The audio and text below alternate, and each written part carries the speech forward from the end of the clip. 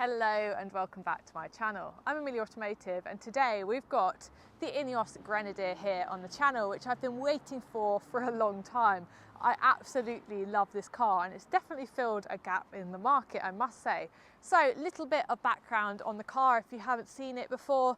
This is the Ineos Grenadier Trialmaster to be specific. So Jim Radcliffe is a massive Land Rover enthusiast, and when the new Defender came out, I think a lot of people thought it wasn't like the old one. It was a massive jump. New Defender's done very well for itself, but in a completely different market. And there's definitely been a gap in the market for a more modern Defender that's still fully capable as a utility vehicle.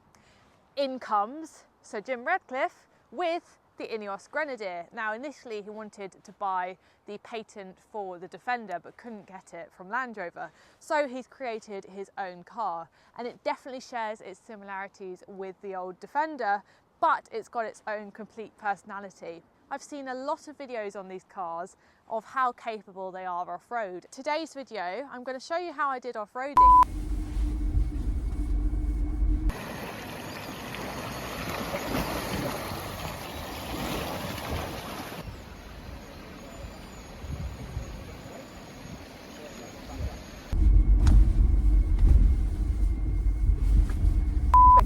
Actually live with it, because you're going to be spending most of the time on the road. I'm going to get my dad on the video later, who's also a massive Land Rover enthusiast, and we're going to go for a drive and just talk about how it's been the last couple of weeks.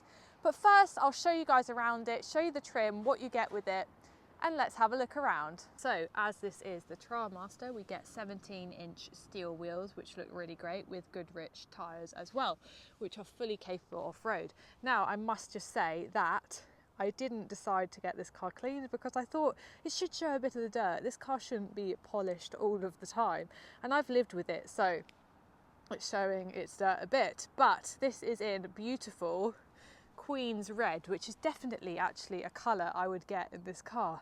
I think it's just such a beautiful colour and the whole spec of the car looks great. I personally really like these steel wheels. What do you guys think? Would you rather have the 18s, which aren't steelies? I definitely think the steelies do give me Land Rover vibes. Front, we've got a big old bumper and loads of clearance as well underneath. We've got these really nice bright lights and also lights here as well. Definitely looks familiar at the front, I must say. Now, we've got the Grenadier Trailmaster logo here, which has also got the Belstaff logo there, and we've got Grenadier written on the bonnet as well, which is super nice. On this side we've got powered by BMW and a nifty snorkel as well.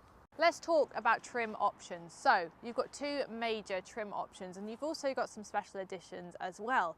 Now this is the Trialmaster and you've got the Fieldmaster, and they're both named after the Belstaff jackets, which is super cool because Ineos actually own Belstaff as well, and I love that there's that connection with a little bit of heritage as well. It's really nice that they've sort of come together. Now we actually do get a Belstaff edition as well, which is super cool. Now, main differences are the Trialmaster is made for off-road, it's got better suspension, it's got rubber mats which you can wipe down easily, and the Fieldmaster has standard suspension which is still fully capable for off-road, but it just makes it a bit more comfortable and soft on the roads. Now, you also get full leather interior and some aluminium finishes as well. So it's great to have those both options. This is a fully spec'd Grenadier in terms of off-roading. Onto the interior, and this is a very special place to be. So we've got the Recaro seats here, which are half leather, half fabric, as this is the Trialmaster. If you get the Fieldmaster, this is fully fitted with leather seats. We also have this as well, centre console, which is lockable and has plenty of storage as well. As this is the Trialmaster, we get these mats, and I know they are dirty because I've been using them. However, I did just easily undo these and just get rid of all of the loose dirt, which was really, really handy. Now, if you went for the Fieldmaster, you would get carpet mats in here. We have the same seats at the back in this lovely Recaro pattern. So we've got this beautiful sort of piano black effect, and we also have the same pattern that we have on the seats here, again with some nice stitching as well, and I think this looks really premium. I really like the look of it. We have a USB-C and a USB charging point here, and also the climate control. The back of the seats are finished in this plastic material, and they have two cutouts here which are for extra legroom, I believe, and they work quite well as well. So I've been able to fit two adults in the back here, no problem. There's plenty of room for all of passengers, and it's just such a cool looking car. Right, let's go and look at the steering wheel and all of these buttons as well. Something you'll notice straight away is that we don't have traditional speedometer here. It's actually over here on the screen. Now what this screen does here, as you turn it on, it shows you any warning lights. Don't worry, that's just how I've turned it on. There's not that many warning lights, guys, which is great actually. It did definitely take me a little while to get used to the fact that it's over here. But everything you need is over here on the screen. You don't need much more, and it all just does the job very well. It's definitely something you get used to.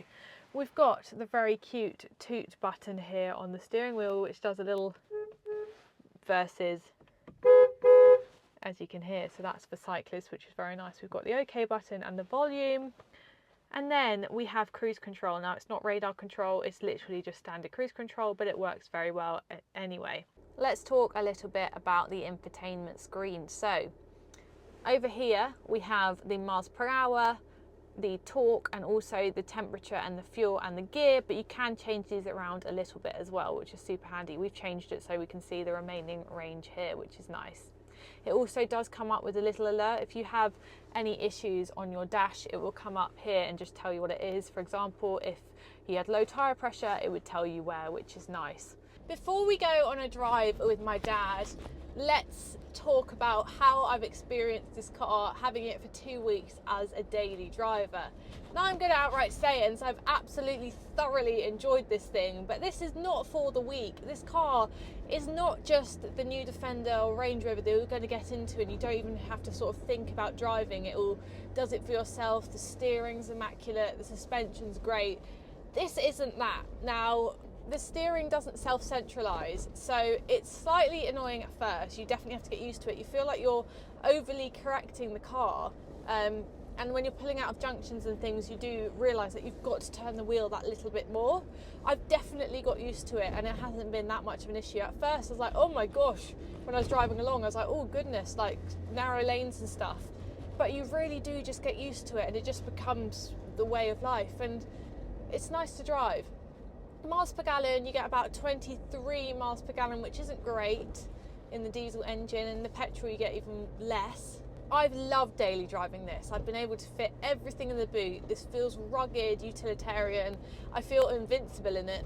Fantastic thing to drive. And yes, it's got its quirks. It's not 100% perfect, but what it's got personality, and I love that for it.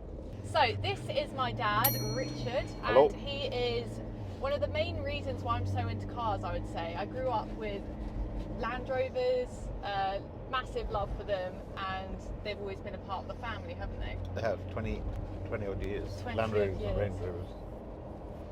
Yeah, so I really wanted to get you in one of these cars, because what was your initial thoughts before you'd driven one? I guess we've had a Defender for 20 years. I had a late model Defender 110 utility Land Rover person, so I was anti it because it looks too much like a Defender. It was where my head was before I really looked at them, so I just didn't look at them out of brand loyalty, really, which is a bit. Yeah, and I'm sure a lot of people feel like the same. And this is why I kind of wanted you to drive one, because as soon as you got in it... Yeah, I love it. I mean, this feels like what the original Defender, the 110, like I said, we had a 2016 one from new, and it was put about 35,000 miles on it in 7 years, and loved it. But it was a pig to drive in traffic. It was a horrible engine. We had it mapped toward the end, and that smoothed it out. But really cool car. But it needed an automatic box, I think, and this just feels like an evolution. It's not a Defender, it's an Ineos, so it does its own thing, but it comes from the same place. I think the biggest compliment I can give this car is our Land Rovers Defenders feel like they're part of the family, like a pet. and this light from the very first drive felt the same. So this car doesn't feel like every other modern car you've got nowadays coming out. It's got character. What makes it different? The character? Yeah, it's character. It's a friendly car. It's really well designed. So this one hasn't got side steps, and it's a bit high up for. I'm 6'1", and it's quite a lump to get up. So I think you need side steps if you're going to use it a lot. The back door works really well with twin doors. The seats are really comfy. The visibility is really good. I'd like a sunroof because I look just like cars with sunroofs. Yeah. But I love all the switches. You've got big buttons you can use, which is kind of You love buttons. I like buttons, but these you can use. You can actually find things, and the screen is really easy. But it's got a massive heat. If you want to turn the heated seats on, you turn the button that turns the heated seat on, which to me is quite logical. And the steering wheel is really uncluttered. So I think tech's gone too far, and this takes us back maybe 10 years, and I really like that. So no, I don't really have anything to fault with it, believe it or not. I think it looks great. Yeah. I love all the accessories, and it tows well. For the type of car it is, I think it's perfect. Would I want one of these or a used Defender? I think I'd want both. What, when you mean used Defender? Oh, sorry, I mean the original Defender. Yeah, okay. Yeah, the new Defender, Land Rover, have gone to a completely different place, haven't they? Different market now. Yeah, which is it's not in the same place as this at all, and I think they've done an amazing job to fulfil a need. I think, and we've got obviously go off-roading sometimes, fields, etc., and this will be really practical. And Definitely. I'd love, in the snow, for example, I feel really secure in this because it's got the right tyres. Yeah. A lot of 4x4s make the mistake of trying to be, even the new Defender is like a performance car. You can get the, a V8 and all that stuff. So when you've got mud or ice or snow, it's just not going to slow down because the tyres. You can get a V8 of this as well, Can you? Yeah. When? There is a V8. I Is need it? to look into it, but there is. Interesting. I'm in. I know. Right, let's talk about the engine and the gearbox, because this car is designed in England, it's built in France, and it's got German engine and a ZF gearbox. So I didn't know it was built in France. yeah, it is actually. Very good. Yeah, it's built in an old factory. Bon. Yeah, they did try and get it built here, but they couldn't. Okay. So what are your thoughts on the engine and gearbox?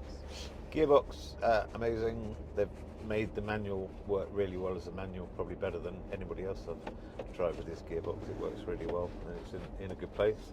It hunts a bit when it's on its own, so you often use manual, but that's fine. It's what you do with cars like this, I think. And the engine is a great engine. Really, I think they've made it more noisy to make it sound more like a off-roader, because it's the BMW engine. I wouldn't know it's the BMW engine if I didn't know it was the BMW engine, but it's got loads of power, and it's very relaxing. So I like the engine. It's not hugely economical though. No, it's not. As in, it's not economical at all. About 23 miles per gallon. Yeah, I had a V8 L322 supercharged one, and this does about the same to the gallon. Yeah. So it must be pretty heavy. But, and the petrol does even worse. That's about 18 miles per gallon. Yeah. Would you be interested in trying the petrol? Absolutely, yeah. But it's a really chilled car. So as a diesel it works. It's quite noisy, but who cares? It's that type of car. And the petrol, I don't know. I don't know how it responds. I'd like to try it. For sure. I would too, definitely. I think we need to try the petrol Fieldmaster. Yep. To get a proper sort of look for them, because I actually don't know which one personally I'd buy at the moment. So a lot of people just don't get on with this. I think they compare it to the new Defender and more refined versions. They're like, why would I pay this much money for a car that feels like 10-year-old tech inside? Yeah, and my cousin had one, he loved it. My cousin's husband got one, he loved it, and she just didn't get on with the steering. So that's going to be for some people, they won't get on with that, but he had one, he's looking at getting another one. So you have to just adjust them differently. I don't think it's any different to how you drive supercar, you have to drive those differently, and this is a particular driving style, and it rewards the right type of driving style for this car. So it's not, well, I said car, it's more of an off-road, it's a proper off-roader. It is, yeah. And I It's wouldn't built be for purpose, I wouldn't isn't be it? embarrassed turning up at a field full of other proper off-roaders. No, exactly. You know, so it feels, I mean, the years to come, there's things like the Toyota Amazon, and obviously the Defenders and all those proper 4x4s, Land Cruisers and all that stuff, and Jeeps, and it feels like a better version of a Wrangler. Yeah. And we've had a Wrangler in the family, and that was also a pig to drive, super cool. But this, I haven't driven the new Wrangler, but this is that type of thing. It's like if a Wrangler and an old Defender had a baby. Yeah, exactly. And so it's more refined than that. So I think they've done a good job, and pricing wise, it's on par with something like that, I think. Yeah. But so. Oh, that's well, all I've got to say on that, really. Maybe we'll get one of these on the channel, which is we will get one of ours. We will get one. It's just which one. Yeah, exactly. When and which one. Green with personally really would love one of these. beige. Like, I was going to say green with beige leather. green with beige. Beige leather. Final thoughts on the Ineos Grenadier. I really don't want to give this car back, and there hasn't been a press car that I have been so attached to. I absolutely love this thing. It's by no means perfect, but it's got so much personality, and there's just nothing on the market quite like this. And the fact that it's got things like the BMW engine and the Recaro seats just make this car even more perfect for me, to be honest. As I've said before, my daily is a 325D, and I also have a Land Rover 110. And this is the perfect blend of like a modern Defender, but something that's comfortable and you don't feel like you've done a workout getting out of it. I really love this car, and even with the steering and all its quirks, I still think it's a fantastic daily. This is a fully spec'd Grenadier for off-road, and I still feel like I'd love to have this car. Now, I'd be really interested to try the Fieldmaster just to see if it's that little bit more refined with the suspension changes. But the answer to the question at the beginning of the video is absolutely you can have this car as a daily. It's not the most comfortable thing on the planet, but you certainly get used to it, and I really love it.